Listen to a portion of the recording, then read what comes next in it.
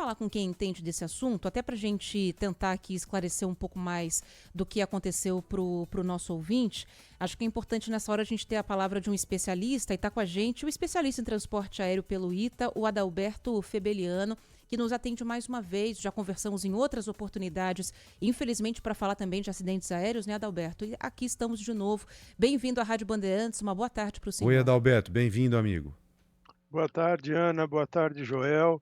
É sempre, eu não vou dizer uma satisfação, porque normalmente são eventos bem tristes, né? Mas é sempre bom poder, pelo menos, esclarecer um pouco mais dos assuntos aeronáuticos para os ouvintes da Bandeirantes. Verdade. Ô, Adalberto, a gente estava conversando fora do ar aqui a respeito da condição climática, né? O tempo estava bem virado aqui em São Paulo, com chuva forte, a cidade de São Paulo em estado de atenção. E, ao mesmo tempo, sabemos que essa aeronave que caiu é uma aeronave que tem um suporte avançado. Ela tem condição de passar em áreas de muita instabilidade, né? O que pode ter acontecido ali? Essa aeronave, ela teria mesmo condição de passar por uma área como essa em uma situação normal ou não? Ou o tempo mesmo ele pode colocar até mesmo uma aeronave um pouco mais avançada numa situação complicada? Joel, pode efetivamente colocar a aeronave numa situação mais complicada, particularmente como nós temos visto principalmente esses eventos climáticos mais extremos, né, essas tempestades, essas ventanias mais fortes, elas realmente podem colocar aeronaves em risco, especialmente aeronaves de menor porte, como são os helicópteros, como são os aviões de pequeno porte, os monomotores, os bimotores de pequeno porte, eles são aeronaves leves e, portanto, mais sensíveis, né, a rajadas de vento. E eu queria, se você me permite, Joel, só reforçar o que você acabou de dizer, né, Claro. com relação à demora no início do resgate, né? A gente sempre precisa ter em mente que tudo que a gente não quer ter que resgatar os resgatistas, né? Então, você precisa ter uma condição mínima de segurança até para poder empreender o resgate das vítimas e da própria aeronave, né? Exatamente. Inclusive, isso que foi comentado até pelas equipes de resgate hoje um pouco mais cedo, né? A condição, de fato, estava muito complicada, estava muito difícil. Agora, eu não sei se o senhor concorda com isso, ô Adalberto, eu ouvi uma vez de um especialista também, ele comentando que, na maioria das vezes, um acidente aéreo não acontece por um fator, né? São vários fatores. Então, as aeronaves são equipadas com radares meteorológicos, com outros equipamentos que podem ajudá-la a se manter no ar numa situação extrema, né? Porque você está ali executando o voo e você pode ser surpreendido por uma tempestade, por uma ventania, por uma condição mais extrema que não estava prevista, pelo menos para aquele momento. Isso pode acontecer. Numa situação como essa, o senhor acredita que pode ser algo desse tipo? Pode haver uma falha mecânica envolvida também ou não? O principal pode ser mesmo a chuva forte que a gente estava enfrentando nesse momento do acidente na Grande São Paulo. Ana, como você mesmo mencionou, nunca é um único fator que causa o acidente, é sempre uma cadeia de eventos, uma série de fatores, né? Nesse caso específico, como sempre, nós temos que aguardar as investigações para que a gente tenha uma ideia mais clara do que foi que efetivamente aconteceu.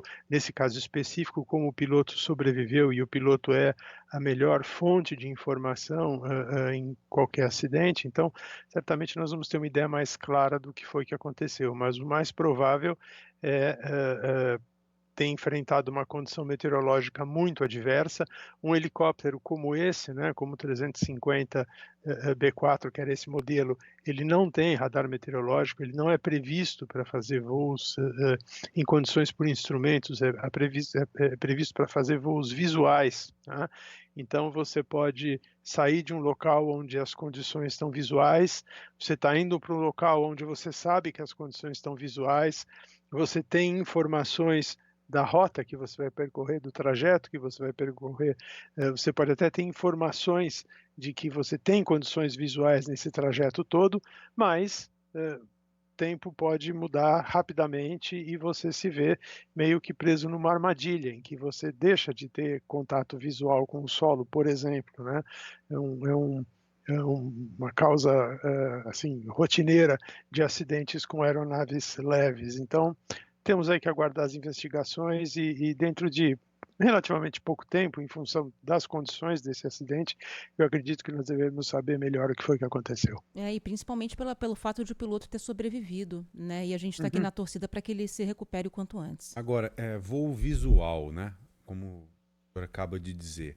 No período noturno, com muita chuva acontecendo, é claro que você se coloca numa situação de risco. Eu tomo como base o seguinte: a nossa aeronave, que todas as tardes decola lá no Brasil, gente, para mostrar também problemas relacionados às fortes chuvas, né? Tá chovendo muito e a aeronave quase que sempre está no alto. Só que o piloto ele vai no visual circundando essas formações mais graves, mais potentes. Ele não se aproxima dela.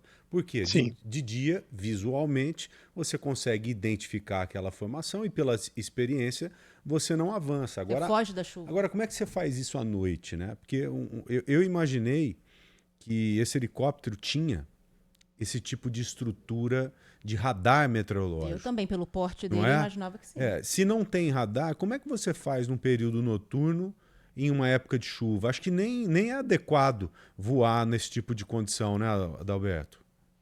Depende, né? Depende do que você tem de informação meteorológica. Você pode voar com chuva leve, não tem absolutamente nenhum problema. Pode fazer, enfatizo, né? Você pode ter condições meteorológicas extremamente favoráveis ali de Jundiaí para frente.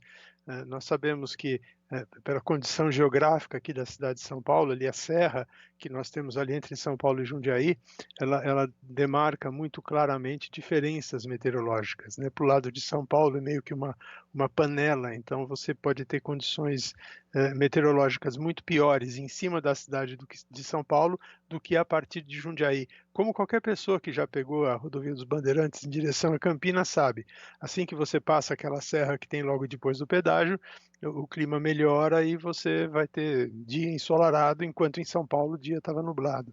Então, muitas vezes é isso que acontece. Você tem uma situação de chuva leve, você vai fazer um voo visual em chuva, não tem problema fazer voo visual em chuva, mas entre você decolar e você estar voando, pode acontecer do tempo da meteorologia mudar rapidamente, né? E sempre lembrando aquilo que eu comentei, o que nós temos visto nos últimos anos é uma incidência cada vez maior desses eventos climáticos extremos e dessas mudanças repentinas das condições meteorológicas. E isso pode ter sido um dos fatores que causou o acidente. Inclusive, eu queria perguntar justamente em relação a isso, Adalberto, porque a gente está vendo uma piora, né, desses fenômenos. Então, sempre chove no verão, por exemplo, mas tem chovido muito mais forte, com um volume muito maior de água. O senhor acha que está no momento da gente talvez rever até as regras de voo? Porque os equipamentos hoje, até as aeronaves que têm condição de voar em condições meteorológicas ruins, com muita chuva, muito vento, estão enfrentando condições piores do que antes, né? Já há um consenso de que a gente precisa rever esse tipo de permissão para voo, as regras para voo, ou está cedo ainda na sua avaliação? Não, as regras para voo, Ana, não precisam ser modificadas. Elas podem continuar exatamente como estão. O que tem que mudar é a consciência dos pilotos, né? Que como você tem essas mudanças mais repentinas no clima, os pilotos têm que mudar a sua forma de planejar o voo. Eu acho que é mais nessa direção do que na mudança efetiva das regras. As regras, como elas estão boas, são funcionais e têm se provado funcionais aí há décadas. Mas talvez seja necessário que o próprio planejamento, né, o ato de planejar o voo, tenha que ser repensado de uma maneira assim, adicionar algumas margens de segurança quando se faz assim o planejamento da rota e o planejamento das alternativas durante o voo. Entendi. Adalberto, essas aeronaves, que são aeronaves particulares, normalmente o proprietário, que é um cara rico, é uma família abastada, tem uma. Eu já vi várias formas enfáticas ali de tomar uma decisão, sabe? Eu, uma vez na Amazônia, estava num local bem isolado mesmo, e chegou o dia de retorno, o tempo estava muito fechado, e o piloto falou: olha, tá bem difícil, eu estou olhando o radar meteorológico aqui, a condição está bem adversa. E o dono da aeronave falou, não, eu tenho uma reunião. Isso é verdade, Dá não o seu estou jeito, inventando, né? não. Uhum. Eu tenho uma reunião, eu preciso ir para essa reunião, e o piloto, olha, mas está complicado. Ele falou, não, a reunião é importante. Ou seja, ali, se tivesse um pouquinho mais de pressão por parte do dono da aeronave, que não deveria opinar nesse sentido, o piloto teria decolado. Mas, felizmente, o piloto ele teve pulso firme. E eu já tive notícia de tantos outros pilotos que, para agradar o patrão, para atender a tal reunião, acabou decolando numa situação adversa. Você já deve ter ouvido muito relato nesse sentido, né? Já, e eu posso garantir para você, Joel, os pilotos mais valorizados no mercado são os que dizem não. Isso é fundamental. Isso é fundamental. Você tem razão, são pessoas acostumadas, né, a ter compromissos, são pessoas acostumadas Mandar.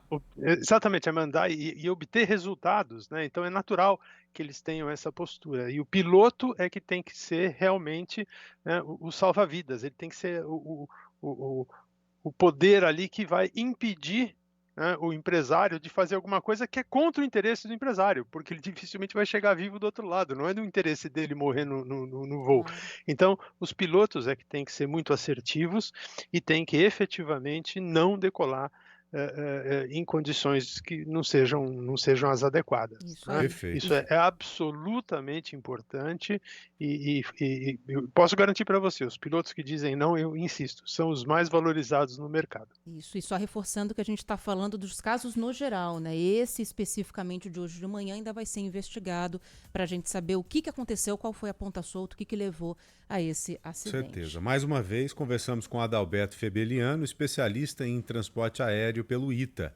Adalberto, como sempre, ótimas entrevistas. Parabéns pelo seu trabalho, viu, meu Obrigada. amigo? Muito obrigado. Bom, muito obrigado pela oportunidade, Joel, muito obrigado pela oportunidade, Ana, sempre uma satisfação conversar com os ouvintes da Rádio Bandeirantes. Satisfação Isso é aí. nossa, a gente que agradece. Um bom trabalho para o senhor, um bom final de semana. Isso aí. Igualmente.